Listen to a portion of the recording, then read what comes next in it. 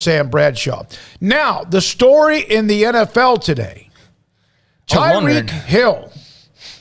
Tyreek Hill, who's as dynamic, explosive, and I mean, this guy is amazing. Now, he's not always, he's had some issues, but a lot of people have. This thing came to me out of nowhere, and then all of a sudden you start to hear he was trying to sign an extension with Kansas City, wanted more. Then who was the receiver, Devontae Adams, who just got $28.5 million? So here's the story, in case you haven't heard. Tyreek Hill traded to Miami. I mean, just pop. And they get a first-round pick this year, a second-round pick this year, a fourth-round pick this year, and a fourth and sixth-round pick in 2023. The Dolphins are loading up to try to get anything they can around Tua. They yesterday got Armstead, the offensive tackle. And the Chiefs have Juju Smith-Schuster, who's new, Hardman, Josh Gordon, Justin Watson, Cornell Powell, Garrick Dieter, some names you may or not heard. And remember, yesterday they signed Corey Coleman. And I would assume there's a draft pick in there at wide receiver. You know, big up to the Chiefs for saying, you know what, we're not going to make you the highest paid wide receiver. It's not in our best interest. And getting what they could from the Dolphins. The Dolphins have Tyreek Hill and Jalen Waddle and Devontae Parker as receivers. They got Mike Gesicki.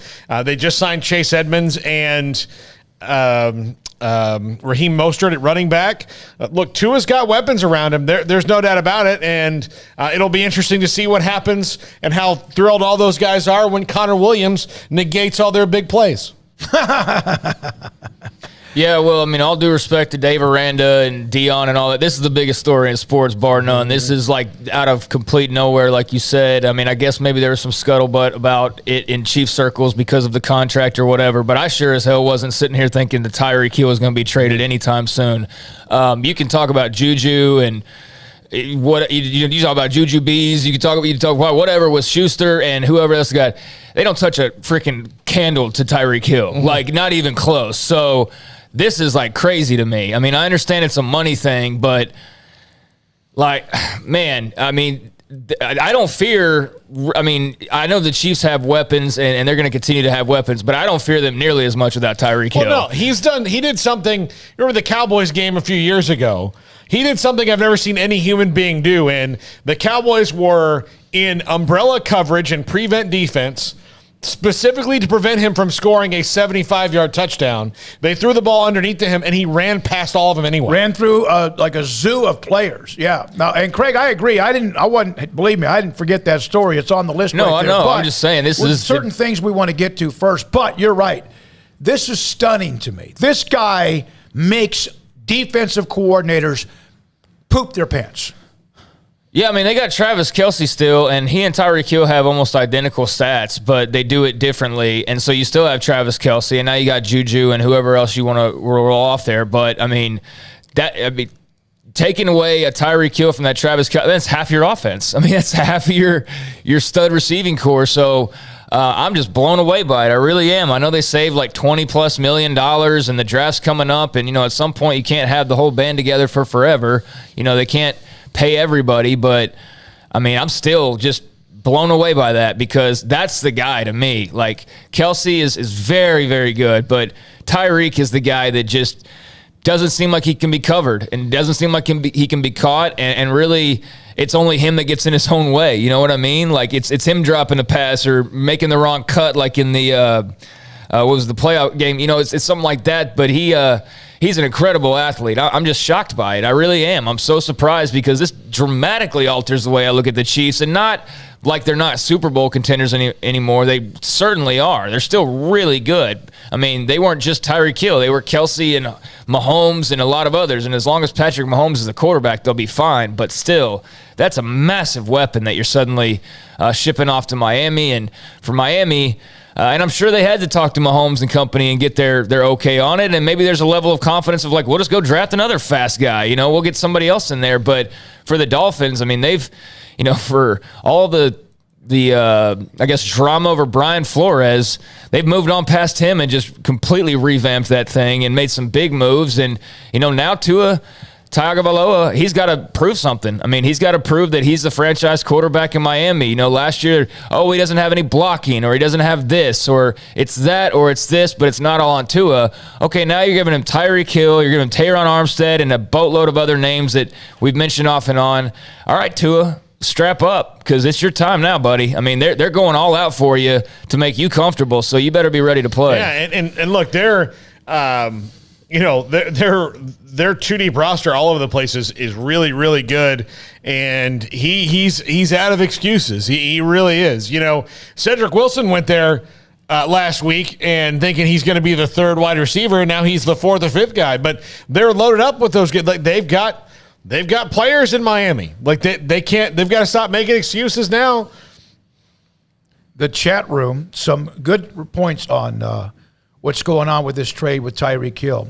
From Chris, losing Hill means they won't be able to stretch the field like last year. Now, again, they have some guys that'll make up for some of the stats, and maybe a lot of them, but it's the thought he can take, because his average yards per catch was less than Kelsey. But his 2-yard catches every single time, the pucker factor that he could go 60 is what you guys were talking about. Yeah. Hill stretching the field makes holes for Kelsey. That's a great point. Mike, possibly a very scary kickoff return combination with Tyreek Hill and Lynn Bowden. Is it Bowden or Bowden from Kentucky? And Greg, let's see.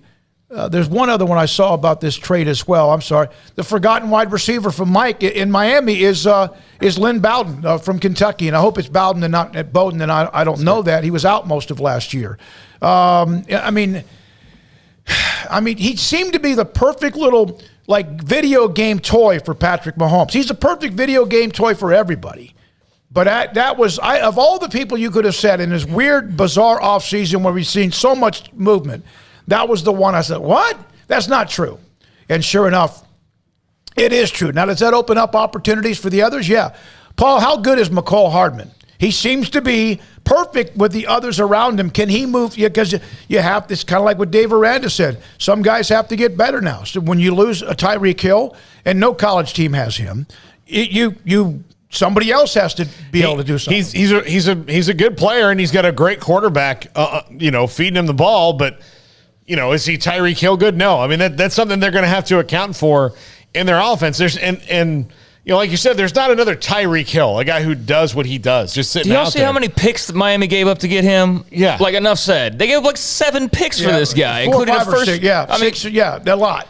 Yeah, I mean, I'm being a little bit hyperbolic here, obviously, but yeah, they gave up more than a handful of picks to get this guy. This guy alone, basically. So yeah, I mean, this is a massive gamble by Miami to give up so much draft capital, but it's also why you accumulate it. And Miami's been doing that, and so they can afford to, to say, screw it, and let's throw our picks out there to grab Tyreek Hill, because who are you going to go draft that's better than Tyreek Hill? Nobody. There's not a single guy in this draft that is going to be better right now than Tyreek Hill. So, I think it was bold by Miami to do that.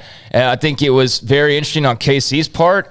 They're having to pay Patrick Mahomes. They're having to pay Travis Kelce. They're having to pay all these guys, and they don't just have stars on offense. They got stars on defense, too. So, we talk all about this superstar roster. Everybody wants to come play in Kansas City and try and cheap their way to a Super Bowl, basically.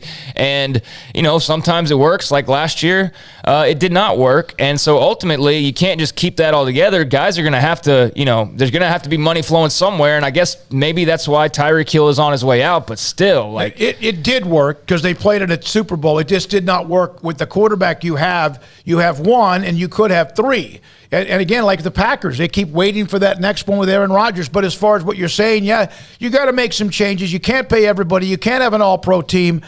But, man, he seemed to be the one that made it go. No, what I'm saying is you can do that, but at some point, you can't pay everybody. So you can do it for a couple years, and that's what they've been doing. You can go get anybody. Let's go get Frank Clark. Let's go get Juju. Let's go get, it's like an all-star team practically. But eventually, especially when you have a quarterback making so much money, and you got a ton of other guys who are the top of their profession at their positions, there's a salary cap. And you can maneuver money around the way you want to, but ultimately you're going to have to, find a way to pay everybody. And I wonder if KC just maybe was like, we can't Like, this is for us to be able to continue doing what we want to do and not really miss a beat. We have to get rid of Tyreek's money so that we can spend this money elsewhere and keep this thing going. Letting Matthew leave, the safety. That's another chunk of money that they're. Yeah, but he's like on the backside of his career. But it's still a chunk of money. It's money. But I mean, Tyreek's probably a cap casualty, and man, great move for Miami though. One other college note that we have to take